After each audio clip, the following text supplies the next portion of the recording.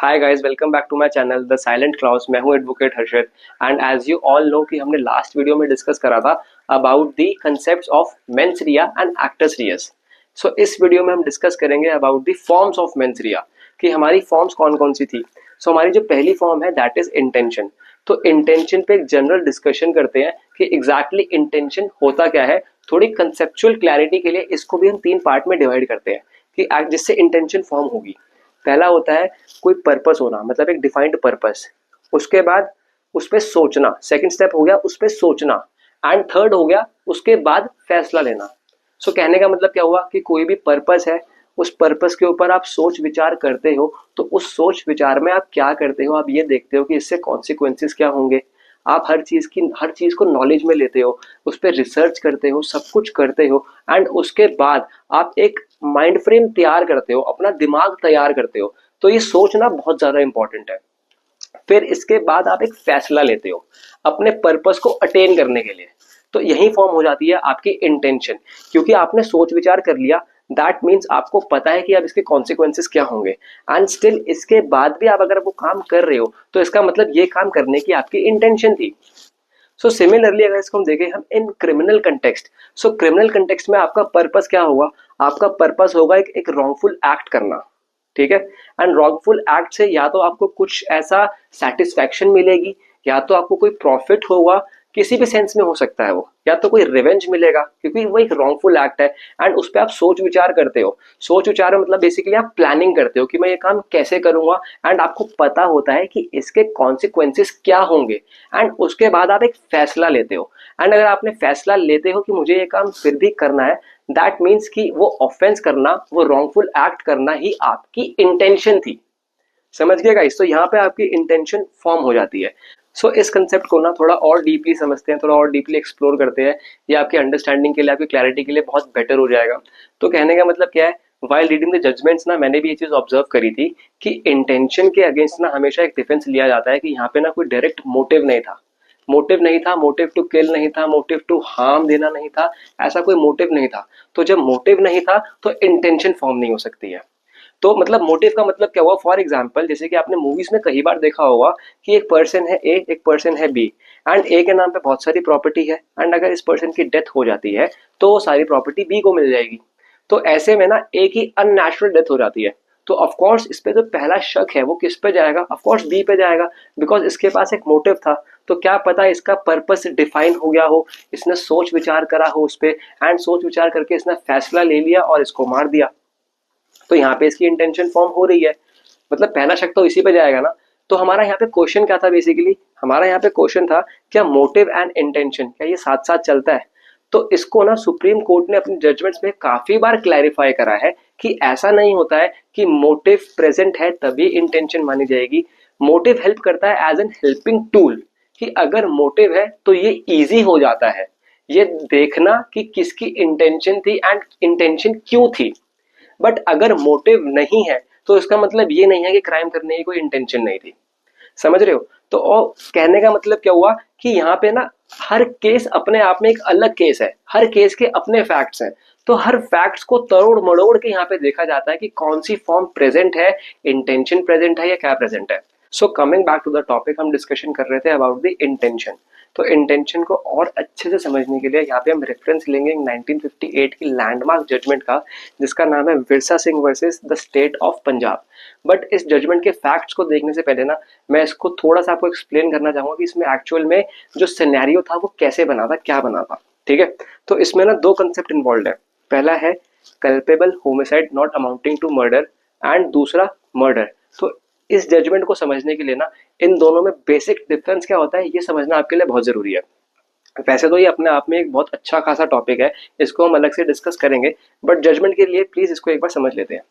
तो culpable homicide not amounting to murder में जो कंसेप्ट होता है ना, इसमें मतलब कि जो आपका इंटेंशन और नॉलेज प्रेजेंट होती है वो इतनी एक्सट्रीम फॉर्म की नहीं होती है, बिकॉज इसमें माना जाता है कि इसमें जो भी इंसिडेंट हुआ वो ड्यू टू सडन प्रोवोकेशन हुआ।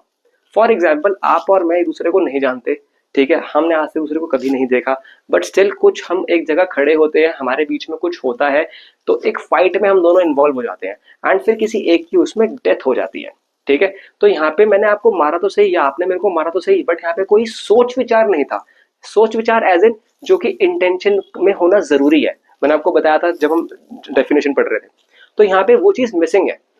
तो इसलिए यहाँ पे इंटेंशन एंड नॉलेज को एक्सट्रीम फॉर्म में नहीं लिया जाता। And on the other hand side जब हम बात करते हैं मर्डर की, तो मर्डर में जो इंटेंशन है, जो नॉलेज है, वो बहुत ही एक्सट्रीम फॉर्म में प्रेजेंट होता है, क्योंकि आप उस पर सोच विचार करके आते हैं, मतलब पूरी प्लानिंग करके आते हैं। ठीक है। तो अब हम समझते हैं इसका इंसिडेंट क्या हुआ था। सो एक्चुअल में हुआ क्या था इस केस में। तो इसमें जो तो पार्टीज इन्वॉल्व थी ना, मैं उसके बारे में आपको बताता हूँ। पहली थी खेम सिंह। खेम सिंह यानी कि जो थे डिसीज्ड विक्टिम थे, ठीक है। एंड दूसरे थे विरसा सिंह जो कि एक्यूज थे। तो इसमें होता क्या है कि खेम सिंह एंड विरसा सिंह ना एक शाम को एक सडन फाइट में इन्वॉल्व हो जाते हैं, जिसके चलते गुस्से में विरसा सिंह खेम सिंह के पेट पे जैवलिन से वार कर देते हैं। जैवलिन से मतलब भाला बोल लो या बर्छी बोल लो, पंजाब में इसको बर्छी बोला जाता है। उससे स्टैबिंग कर देते हैं, ठीक है। एंड उससे उनकी मौत हो जाती है। तो फिर जब ये मामला जाता है ट्रायल कोर्ट में, तो ट्रायल कोर्ट बोलता है कि माना कि ये सडन फाइट थी, ठीक है, लेकिन आपने जो इंजरी दी है वो इंजरी इतनी ब्रूटल है कि इसको हम मर्डर ही मानेंगे as per section 300 sub clause 3, जिसमें कि ये लिखा हुआ है कि एक ऐसी बॉडीली इंजरी दे देना जो कि नॉर्मल कोर्स में जो है डेथ ही कॉज करेगी, तो उसको हम मर्डर ही मानेंगे। यहाँ पे सडन प्रोवोकेशन वाला कंसेप्ट जो है वो नहीं रेलेवेंट माना जाएगा। सो इनको सजा क्या मिलती है, इनको सजा मिलती है लाइफ इम्प्रिजनमेंट की। एंड इसी को हाई कोर्ट भी कंफर्म कर देता है। सो विरसा सिंह ने जो है सुप्रीम कोर्ट में अपील करी, एंड अपील करके बोला कि मेरी कोई इंटेंशन नहीं थी डेथ कॉज करने की, जो भी हुआ वो हुआ due to sudden provocation, due to sudden fight, तो मेरी कोई इंटेंशन नहीं थी, इसलिए यहाँ पे मर्डर के चार्जेस नहीं लगने चाहिए। एंड इसी पे प्रोसिक्यूशन ने अपनी आर्ग्यूमेंट क्या रखी, उन्होंने बोला कि ये क्लियरली मर्डर है, बिकॉज मेडिकल एविडेंसेस ने भी ये चीज क्लियर करी है कि जो स्टैबिंग उन्होंने करी थी, जो वार उन्होंने करा था, उसी से डेथ हुई है। सो क्लियरली ये आता है under section 300 sub clause 3 of IPC, जो कि कहता है कि ऐसी बॉडीली इंजरी दे देना जो कि नॉर्मल कोर्स में डेथ कॉज करती है, तो ये वही केस है। तो ये क्लियरली मर्डर है। तो इस पे अब सुप्रीम कोर्ट का क्या इशू था, मतलब इस चीजों पे, इन आर्ग्यूमेंट्स के बाद सुप्रीम कोर्ट के सामने क्या इशू आया। सुप्रीम कोर्ट को ये देखना था कि जो भी फैक्ट्स और जो भी रेलेवेंट फैक्ट्स हैं इस केस के, क्या उसके हिसाब से interpretation of section 300 sub clause 3 सही बैठ रहा है, क्या यहाँ पे वो चीज अप्लाई होगी। तो इसके लिए ना उन्होंने 3 क्राइटेरिया के ऊपर सवाल करे। पहला, क्या कोई बॉडीली इंजरी थी। दूसरा, क्या वो बॉडीली इंजरी बहुत ही ब्रूटल थी, एंड क्या उस बॉडीली इंजरी से डेथ कॉज होती है एंड इंटेंशनली दी गई थी। तो इसके अब उनको जवाब कैसे मिले कि हाँ, एक मेडिकल एविडेंसेस देखे गए जिसपे कि साफ साफ दिखा कि हाँ बॉडीली इंजरी थी, एक ही बॉडीली इंजरी थी। दूसरा कि हाँ बहुत ही ब्रूटल थी, एंड यस नॉर्मल कोर्स पे ऐसी बॉडीली इंजरी से जो है डेथ ही कॉज होती है। एंड इंटेंशन के ऊपर सुप्रीम कोर्ट ने क्या फाइंडिंग दी, सुप्रीम कोर्ट ने बोला कि जिस जगह पे मारा गया वो जगह भी नाजुक थी, एब्डोमिनल एरिया के यहाँ पे चोट मारी थी, तो ये एक नाजुक एरिया है, ठीक है। एंड जिस वेपन का यूज करा गया वो वेपन बेसिकली बहुत रेयर होता है। तो सडन प्रोवोकेशन में आप वो वेपन ढूंढ के भी ला रहे हो, एंड ढूंढने के बाद उसको आप मार भी रहे हो, तो मतलब ये सडन प्रोवोकेशन नहीं है, यहाँ पे क्लियरली इंटेंशन है कि आपने सोच विचार कर लिया था कि मुझे इसको मारना है। जो भी आपकी फाइट हुई उतने में आपने ये इंटेंशन डेवलप कर ली थी कि मुझे इसको मारना है, तो ये क्लियरली मर्डर है। एंड जो भी उनकी कन्विक्शन थी लाइफ इम्प्रिजनमेंट, उसको अपहोल्ड करा गया। सो इस जजमेंट से हमको ये समझ में आता है कि एक्चुअल में मेंस एरिया प्रेजेंट था। ये कैसे पता लगेगा, ये पता लगेगा आपके कंडक्ट से कि आपने किस तरीके से वो ऑफेंस करा है, वो एक्ट करा है, वो रॉन्गफुल एक्ट करा है, ठीक है। जैसे कि इस केस में क्या हुआ था कि जो वेपन यूज करा गया था एंड जिस जगह पे अटैक करा गया था, वो जगह अपने आप में नाजुक थी, एंड वहां पे बहुत ब्रूटली अटैक करा गया। एंड जो वेपन का यूज करा था ना, वो वेपन अपने आप में बहुत रेयर होता है, क्योंकि उन्होंने डिफेंस भी क्या लिया था कि कल्पेबल होमिसाइड है। तो कल्पेबल होमिसाइड होता है ड्यू टू सडन प्रोवोकेशन, यानी कि हीट ऑफ द मोमेंट में। एंड वो जो वेपन था वो रेयर वेपन था, आप वेपन ढूंढ के भी लिया है हीट ऑफ द मोमेंट में और आपने मार भी दिया, और फिर आप बोल रहे हो कि मेरी इसमें इंटेंशन नहीं थी, तो ये सफिशिएंट नहीं था। एंड बाकी और कुछ भी प्रूफ भी नहीं कर पाए। तो यहाँ पे क्लियरली दिखता है कि यहाँ पे इंटेंशन थी।